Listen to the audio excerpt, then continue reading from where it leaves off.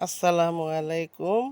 কেমনে সহজে কম সময়ে বুট ভাজি করা যায় এটা তোমরা সাথে আমি শেয়ার করব। প্রথমে দিলাম পেঁয়াজ বাটা, এরপরে দিলাম আদা বাটা, রসুন বাটা, জিরার গুঁড়া,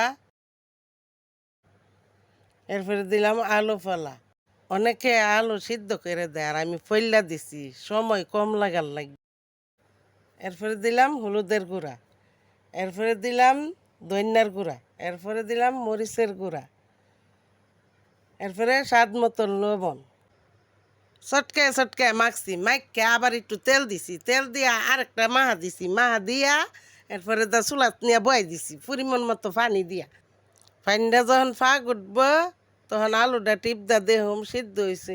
আলুটা সিদ্ধ হইয়া পানিটা শুকাইলে বুট ভাজি রেডি।